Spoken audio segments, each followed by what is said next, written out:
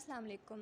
Today in this video we are going to gain a strong insight about driven and damped harmonic oscillations using the two tools softwares, that is Mathematica and MATLAB, and then we'll also check about defining, making and calling functions on MATLAB.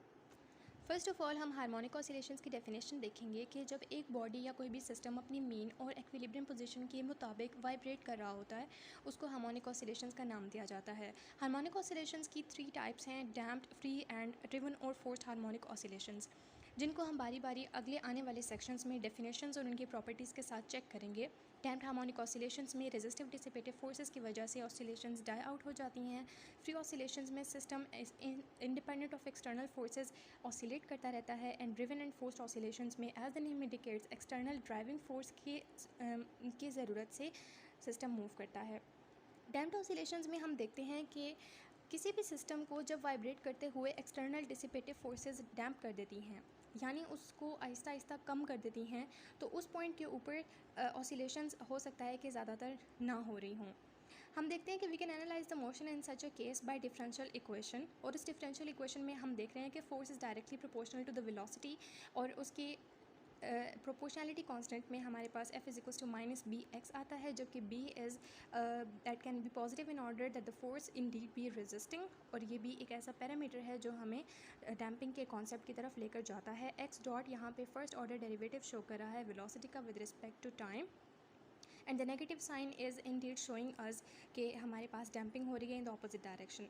इस derivation को समझने के लिए सबसे पहले हमारे पास एक horizontal mess spring system है, जिसमें हमने फोर्स अप्लाई की है राइट साइड पे। के इज़ अ स्प्रिंग कांस्टेंट, और के की स्टिफनेस, स्प्रिंग की स्टिफनेस की वजह से ये जो रिस्टोरिंग फोर्स है इस सिस्टम को लेफ्ट साइड के ऊपर लेकर जाएगी। मैथमेटिकल डेरिवेशंस में हम लोगों ने देखा है कि एक मैस m है और उसमें हमारे पास डिस्प्लेसमेंट x हो रही है। इन तमाम चीज़ों को लेकर हमारे पास एक इक्वेशन आती है, x double dot plus 2 gamma x dot plus omega square x is equals to 0। Gamma is the damping parameter that is equals to b/2m, and omega square is equals to k/m that indeed shows the frequency. इसी equation को solve करके जब हम आगे चलते हैं तो हमारे पास x ऑफ t डिस्प्लेसमेंट की एक इक्वेशन आती है एक्सपोनेंशियल की पावर्स में, and it is also having some amplitude a and b, and exponential की पावर में हमारे पास एक दफ़ा पॉजिटिव आर्ग्यूमेंट आ रहा है और एक दफ़ा नेगेटिव। यहाँ पर ये जो एक हमारे पास साइन है, that is another constant which is equals to under root of gamma square minus omega square.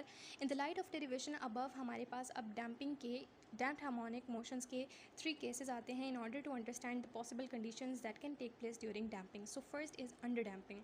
it is a condition जहाँ पे हमारे पास जो ऑसिलेटर है डैम्पिंग की, that causes it to return to equilibrium with gradually amplitude, and system returns to equilibrium faster but overshoots and crosses the equilibrium position one or more times.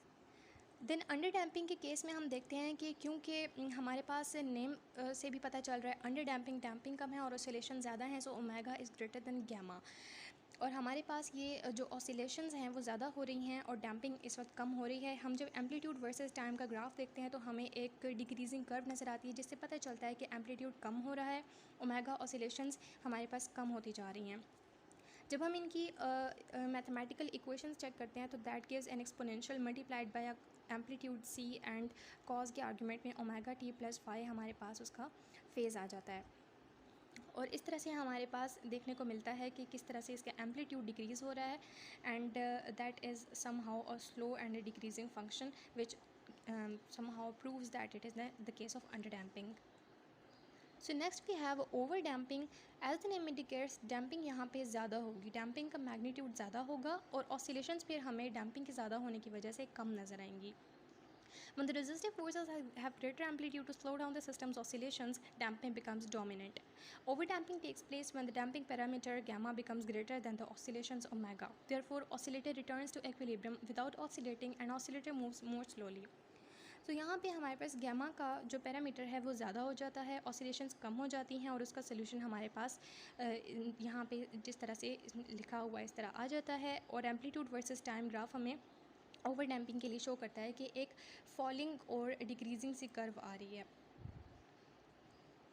Next we are going to check the critical damping. Critical damping एक हमारा ऐसा special case है जिसमें हमारे पास oscillations और damping equal हो जाते हैं।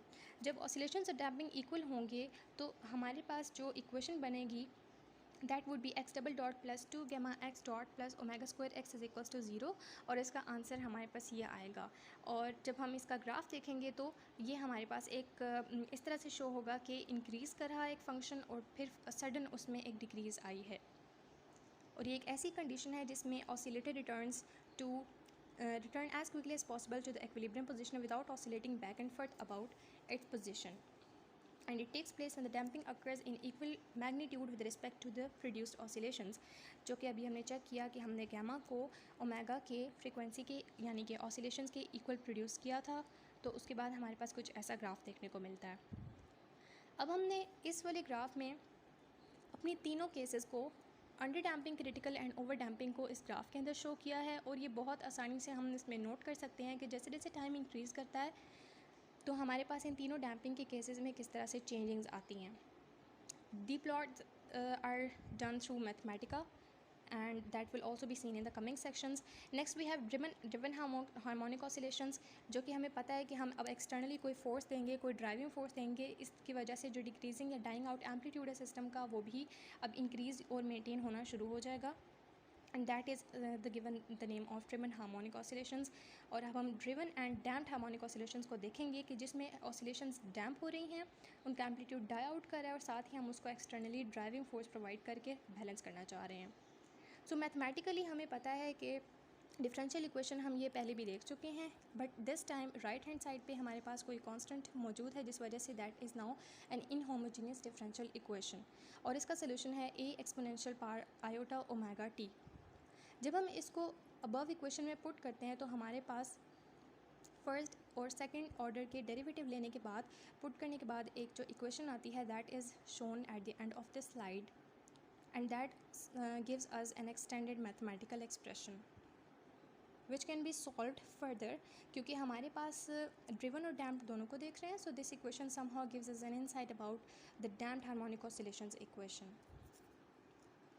Secondly, we know that the general solution of any equation includes the addition of particular plus homogeneous solution। उन दोनों solutions को add करके जब हम उसमें से x का expression निकालेंगे तो हमारे पास कुछ ये expression आएगा, and when we plot it into the time and position graph तो हमें शो होता है कि जो ऑसिलेशंस हैं वो डैम्प हो रही हैं और साथ ही में हम उनको ड्राइविंग फोर्स एक्सटर्नली प्रोवाइड कर रहे हैं, जिसकी वजह से वो हमारे पास डाई आउट कंप्लीट नहीं हो रही। Second, we are going to explain damped oscillations using Mathematica. So Mathematica को यूज़ करके हम डैम्प्ड ऑसिलेशंस के इन्हीं तीनों केसेस को देखेंगे कि ये कमांड्स इनको हमने रन किया है और इससे बिल्कुल वही ग्राफ आए हैं जो हम प्रीवियसली देख चुके हैं। Critical, damping and forced oscillations के ग्राफ्स भी यहाँ से बहुत इजीली हम समझ सकते हैं। फोर्स्ड ऑसिलेशंस में भी एम्पलीट्यूड बैलेंस हो चुका है और साथ ही इसके सॉल्यूशंस भी यहाँ पे स्क्रीन पे आपको विजिबल हैं। अब हम देखेंगे कि इन्हीं ऑसिलेशन को मैटलैब के ऊपर हम कैसे चेक कर सकते हैं। सबसे पहले हमने एक फंक्शन लिया है y equals to sine of x and exponential की पावर -x डिवाइडेड बाई 3 को साथ मल्टीप्लाई किया है। हम लोग लाइन स्पेस लेंगे 100 साइकिल्स का from 0 to 4 pi. y1 of sine x है and y2 is an exponential. जब हम इन दोनों को मल्टीप्लाई करेंगे और प्लॉट करेंगे तो प्लॉट हमारे पास कुछ इस तरह से आएगा। अब हमारे पास क्वेश्चन है कि हम एक ऐसा ग्राफ देखना चाहते हैं जिसमें ज़्यादा एम्पलीट्यूड शो हो, तो हम क्या करेंगे कि हम 100 से 1000 साइकिल्स के ऊपर उसको ले जाएंगे एंड उसके पीरियड को भी हम लोग 4 पाई से 20 पाई पे ले जाएंगे और एक्सपोनेंशियल की पावर में जो भी चीज़ है उसके डिनोमिनेटर को भी इंक्रीज़ कर देंगे। इस तरह से हमें ज़्यादा वेव्स डैम्पिंग की नज़र आएंगी और हम उसको देख सकेंगे। जैसे कि हमने देखा कि एक्सपोनेंशियल की पावर में हमने y2 is equals to exponential -x divided by 18 कर दिया और हम लोगों ने लाइन स्पेस में जो अपनी साइकिल्स हैं वो 1000 कर दी हैं और पीरियड को हमने 20 पाई कर दिया है। तो अब हम जब इसको प्लॉट करते हैं तो ये डिक्रीजिंग फंक्शन आता है। These are some of the problems on damped and driven oscillations, जो हमें शो करती हैं कि जो हमारे पास रूट्स आते हैं, जो रूट्स अगर पॉजिटिव हैं, डिस्टिंक्ट हैं या नेगेटिव और कॉम्प्लेक्स हैं, ये हमें शो करता है कि हमारे पास कौन सा केस है, either it is the damped और ड्रिवन और any other case. This can be easily solved accordingly.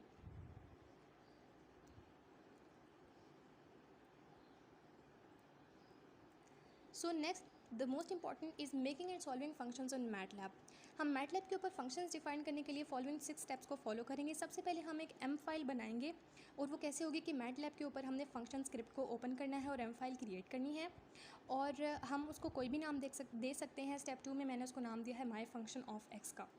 Third के ऊपर मैंने m फाइल को जब क्रिएट करना है तो माई फंक्शन डॉट m के नाम से ही, यानी वही फंक्शन जो मेरे फंक्शन का नाम है, the same name I am going to give it to the name of m file, and then I am going to show it through MATLAB कि मैंने फंक्शन को डिफाइन किया है my function dot x plus y whole square is my function, जिसमें x और y को मैंने 2 define कर दिया है, and then I have solved it and my function has given the answer 16 because x plus y whole square means 2 plus 2 whole square, that is 4 whole square, and 4 square is 16। तो यहाँ से हमने जो function define किया था उसका answer आ जाता है 16। अब उस फंक्शन को जिसको हमने डिफ़ाइन किया हम उसको कैसे कॉल कर सकते हैं। हमने डिफ़ाइन करनी है एक simple multiplication a dot asterisk b। a को हमने 4 ले लिया और b को हमने वो फंक्शन ले लिया जो हमने अभी निकाला था, दैट इज़ 16। सो हमें पता है कि उसका आंसर आ गया c इज़ इक्वल्स टू 64। उसकी डिफ्रेंसिएशन भी हम ले सकते हैं, 64 इज़ अ कॉन्स्टेंट, तो उसकी जो हमारे पास डिफ्रेंसिएशन है दैट इज़ 0। अब हम एक ट्रिग्नोमेट्रिक आइडेंटिटी लेंगे और उसका फंक्शन कैसे डिफाइन करेंगे कि function my output is equals to my function 1। अब आप देख सकते हैं कि मेरे फंक्शन का नाम है my function 1 of x, and m file is having the same name my function 1 dot m, and I am ending the argument and then I am copying it and pasting into the command window, and by defining symbols x y and my function is sin of x। जब मैं इसकी differentiation लूँगी तो sin of x की differentiation cos of x आ जाएगी मेरे पास। so it shows that I am somehow getting it straight in the terms of function। इसी तरह हम डिफरेंट इसकी भी अप्लाई कर सकते हैं, इंटीग्रेशन भी हम इसकी ले सकते हैं एक पीरियड डिफाइन करके, और उसकी तरह इसका भी हमारे पास कोई ना कोई सोल्यूशन आ सकता है। Next we are going to have a differential function. अब हम किसी डिफरेंशियल फंक्शन को कैसे सॉल्व करते हैं, एक और चीज़ नोट हम यहाँ दोबारा करेंगे कि माई फंक्शन 2 आ गया है मेरे पास, और m फाइल का नाम भी मैंने चेंज करके माई फंक्शन 2 डॉट m कर दिया, because otherwise MATLAB won't recognise it. अब मेरा फंक्शन है cos 2x माइनस वाई। अब डिफरेंशियल इक्वेशन को सॉल्व करने के लिए हमारे पास एक प्रोसीजर होता है कि हमने पहले तो फंक्शन को डिफाइन कर लेना है, और d y differentiation of y है एंड ओ डी डिफाइन कर दिया हमने, और उसका सोल्यूशन निकाल लिया जो कि हमारे पास ट्रिग्नोमेट्रिक डिफरेंशियल फंक्शंस की ही फॉर्म में आया है। तो इस तरह से हम लोग इसी प्रोसीजर को फॉलो करके किसी भी तरह के डिफरेंशियल फंक्शन को भी सॉल्व कर सकते हैं। So differential function and any kind of function can be made, solved and called this way. और इसी तरह के प्रोसीजर को हम लोग फॉलो करेंगे और अपने इस फंक्शन को कॉल कर सकते हैं और बाकी ऑपरेशंस में भी यूज़ कर सकते हैं। I hope it was a clear and a good understanding. Thank you so much.